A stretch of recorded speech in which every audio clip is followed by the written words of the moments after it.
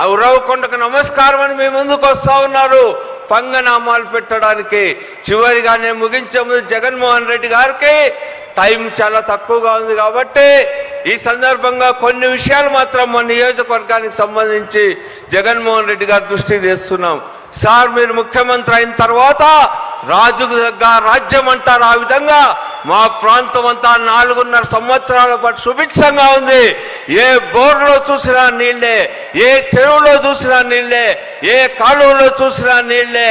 ఆ రోజు బోర్లు ఎండిపోయి బోర్లు పదే వేసుకుని అప్పుల పాలై ఆత్మహత్యలు చేసుకుంటే ఇప్పుడు కృష్ణా గుంటూరు జిల్లాల్లో లాగా ఇక్కడ చేయి పెడితే మనకు నీళ్లు అందేటువంటి పరిస్థితి వచ్చింది. ఎవరి కారణం? ఆ రోజు రాజశేఖర రెడ్డి గారు జీడిపల్లి రిజర్వాయర్ నిర్మించి ఆ రోజు ఇవ్వకపోతే ఈ రోజు ఇట్లా పోతే తెలుస్తుంది. వేల మంది మోటార్ వేసుకొని పైపులు వేసుకొని సేద్యాలు చేసుకుంటుంటే ఈరోజు తరించిపోతాం మనం అందరం కూడా. దానికి ఎవరు కారణం? రాజశేఖర రెడ్డి గారే. జగన్ గారు ముఖ్యమంత్రి అయిన తర్వాత ఈరోజు జగన్ గారిని నేను కోరుతున్నా, ఈ సంవత్సరం విపరీతమైనటువంటి కరువు వచ్చింది. అయినా సరే ఈరోజు ప్రజలు ధైర్యంతో ఉన్నారంటే మీరు చేసిన సంక్షేమ కార్యక్రమాలే. మీరు వాళ్ళు కడుపు నింపారు, వాళ్ళని ఒక్కరోజు ఉపవాసం ఉంచలా, వాళ్ళ జేబులు ఖాళీ కాలా, వాళ్ళ బ్యాంక్ అకౌంట్ ఖాళీ కాలే. అందుకనే ఇంత దారుణమైన కరువు వచ్చినా ఎక్కడా రైతు ఆత్మహత్య లేదు.